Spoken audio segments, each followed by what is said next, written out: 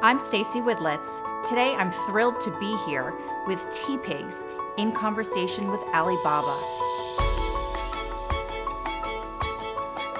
Teapigs is such an iconic British brand, and great brands are born out of personal experience. Can you tell us about the inspiration for the brand? Well, Nick and I started the brand together. My background is as a tea taster, so I had been fortunate enough to have travelled all over the world for years before launching teapigs, so for about 7 years, and realised very much that there was an opportunity for better quality tea. In the UK market, tea at that stage was quite intimidating. And so we really saw there was a gap in the market for a more sort of irreverent, friendly brand, but a real quality tasting product. Tea should be fun. Yes. We use a phrase, no airs, no graces, just fine tea. So it should be about experiencing different qualities, different flavours. There's really unique combinations you can put together to make some interesting infusions. Can you talk a little bit about the tea temple and actually what's behind it, and also about the sustainability aspect and the plastic-free aspect? When we started, we wanted to launch a loose tea brand. We looked at the market and we said, actually 4, 5, 6% of the market was loose tea. It was tiny. The expectation of people being able to use a tea bag in a mug was what people were expecting to do. So we found the Fuso bag, which is what we use, and essentially what it does is allow you to pack loose tea into a format which is convenient for the consumer. The bags themselves, so they are certified as plastic free, and they are compostable. We take sustainability very seriously, so we're a certified B Corp, which means that we consider environment, people, our stakeholders and profits in equal measure. So when we're making a decision on packaging, we're thinking about the environmental impact, not just the cost of that packaging, and that runs through the whole business. Talk to me about what that was like over the past year, particularly being a brand that is very reliant on cafes and hospitality and going out. Yeah, I mean, the hospitality industry globally has been hit, and that's been challenging for us for our out-of-home sales. So hotels, restaurants, cafes have all had a hard time. We are fortunate in that we did have an online business already set up, and so actually those areas are areas which have grown considerably. So we're very lucky to have been able to switch the business in a slightly different direction during this time. What has the transition to digital been like?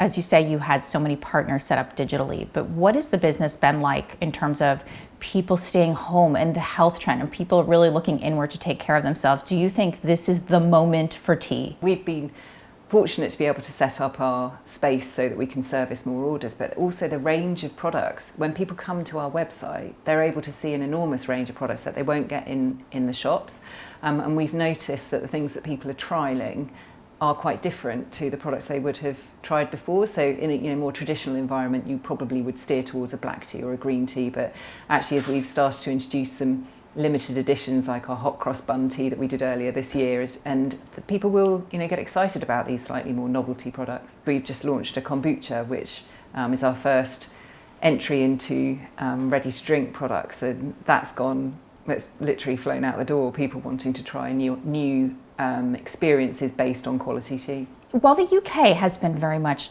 closed over the last 6 months, luckily we're now open again.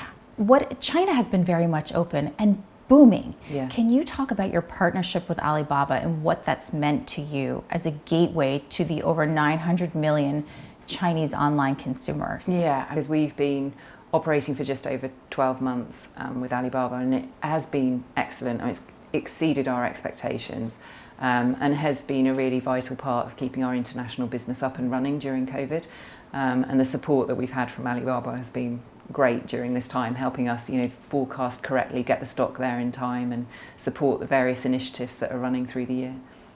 Can you talk about some of the specific insights maybe that you were surprised by, that you learned from your partnership with Alibaba that you would not have been able to learn on your own? Yeah, I think the knowledge across different categories has been really useful, talking to Alibaba about actually insights that they've got from other categories, and so specifically around food and flavours that will be more popular than we had anticipated. And our learning is that the products which we don't sell as well in the UK actually sell particularly well. Things like chocolate tea It's not one of our top sellers in the UK, but has been a top seller in China. Rooibos creme caramel, those kind of sweeter, more indulgent flavours are doing particularly well in the China market. British and Chinese culture is so different, but we both share this passion for tea. Yeah. So I'm curious, on a local level, how did Alibaba help you thinking about that local consumer, the marketing, and also help you develop the strategy? The help that we had was to make it very clear that we're not going head to head with the traditional Chinese teas, and we certainly shouldn't be. We should be offering something new, something different to the Chinese consumer, not trying to get them to move away from traditional fantastic Chinese green teas, but actually that the kind of indulgent fruit varieties, the herbals, and even our black teas are more relevant for the consumer as a different experience, as opposed to like trying to target a massive change in culture. So yeah, that was a helpful kind of heads up, but also not feeling like we needed to conform to selling as being British. They steered us away from falling into that kind of cliche, and that actually the product that we'd got didn't need to change that much. We didn't need to change the packaging. We just needed to offer some slightly different SKUs than we might have thought would be relevant for the market. Were you surprised by any of the tools or insights that you needed to help the Chinese consumer understand your brand? Do they need more content? I'm very much a kind of queen of bullet points and limited information. So for me, the amount of information that the team needed to provide was incredible. Actually, the amount of information and research, and the insight that was given was, this consumer will look at your page 7 times before they're going to purchase. So they are browsing, they're looking for information, they want to watch videos, they want recipes, they want lots of pictures, and the more content which is there, the richer that experience is going to be, and therefore the more likely that person is going to purchase. And so that was really interesting insight, because we probably do the opposite in the UK. We want to get them to go straight to the basket as quickly as possible. So limit swathes of interesting insight. We actually bring it back into a very simple format. How important is China to your future growth, and obviously the role that Alibaba plays in helping you with that growth over the next 16 years? So we have the US, we have an office in the US, and that's what we're considering for China, is that we actually set up there as a legal entity as we start to develop the market, because we can see that tea is important to the Chinese. Everybody knows it's important to the Chinese consumer, but tea's in a different way is a growing trend. And I think Alibaba, is at the forefront of it. The team at Alibaba have been really supportive in leading us through the journey. We're obviously, only sort of 12 to 18 months into it, but actually the next steps are quite apparent as we can then look at the future of how do you take it online and then offline through the Alibaba network. So Alibaba has really been the turnkey solution to this market of over 900 million consumers online. Yeah, exactly. And I think that has helped us really get to know the market at a pace which is exceptional. So actually, if we compare it to some other markets that we've entered, it hasn't been as easy, because I think the direct contact and the data that you can get on the Chinese consumer and their reactions to your products very quickly, and the test and learn approach is what we've applied across the whole business. And actually doing that in the Chinese market has been really useful. If only all markets were that easy to enter. Yeah, exactly. Can you talk about your plans for the next year, the next 5 years, the next 16 years in China and globally? Yeah, so I think we want to focus our attention. So we're focusing on the US market and the China market and some more bespoke products.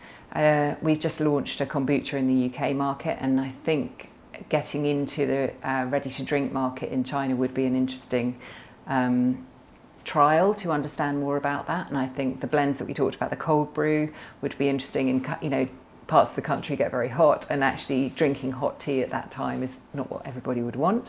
And I think we can explore more into retail, so going offline. So there's lots to be done in China. Thank you so much, Lou. Teapigs is an amazing story about quality and community, giving back, and sustainability. Thank you so much for being with us. Thank you. Thanks.